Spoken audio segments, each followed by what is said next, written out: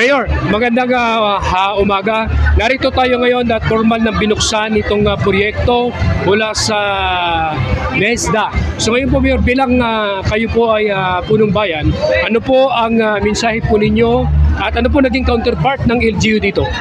Bali po, nag-start ito, nagkaroon po sa amin ng initial presentation ang NESDA September last year. Meron na po silang iba pang mga communities na kagaya nito na ginawa sa Pilipinas, at unang kita pa lang namin nung presentation nila, nung video nila, we did not hesitate kasi development ng Barangay Tagumpay yung mangyayari. Kaya lahat po ng possible assistance, gaya ng coordination with DepEd, yung maayos na relasyon ng DepEd, ng LGU, at sa tulong ng NESDA nagbunga yun.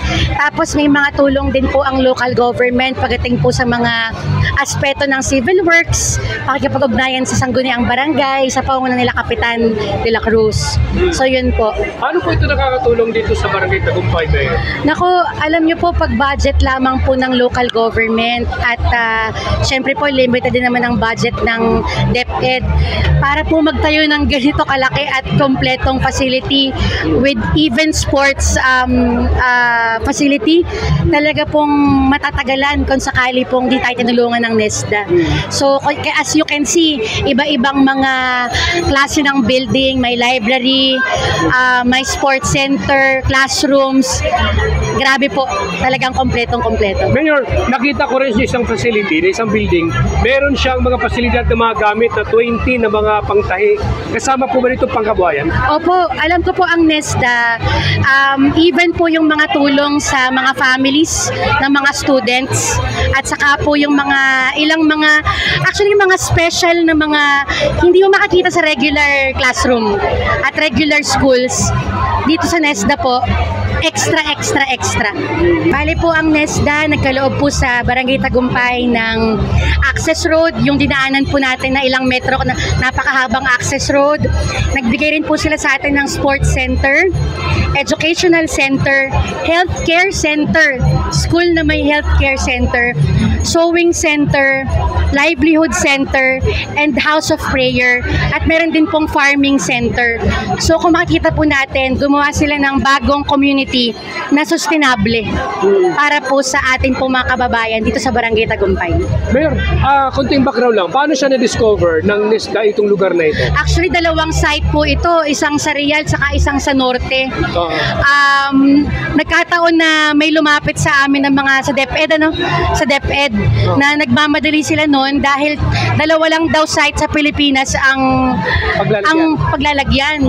So tinake advantage po talaga natin with the help of Ma'am Camille ng NESDA na makapagpasa kami ng mga initial requirements.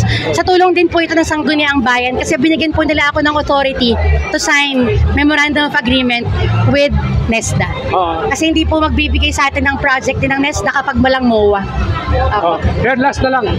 Sa ganitong programa po ba, Mayor, ng mga proyekto, ano pong inaasahan natin sa ating komunidad dito sa Tagumpay? Alam niyo po, I think it's a holistic development. We're expecting na ang mga estudyante mas lalong gaganahang mag-aral. Yung mga magulang mas mararamdaman nila yung suporta ng kagaya ng NESDA at sa tulong ng lokal na pamahalaan at barangay. I think kapag ang lugar ay kompleto, tingin ko mas nai-inspire ang lahat na magsumikap. Yun po yung nakikita kong effect nito. Maging sa mga magulang, nagkakaroon po ng pag-asa yung mga kababayan nating mahihirap na magsumikap at marating yung mga pangarap nila. Kaya nga po sabi dito, ang tawag dito sa event na ito ay Festival of Compassion, na iba-iba man tayo ng relihiyon, iba rin yung religion nila. Tayo Christian, sila po iba yung religion nila. Pero ang bottom line po nito, love and compassion. So dito natin nakikita na iba-iba man tayo na pinapaniwalaan.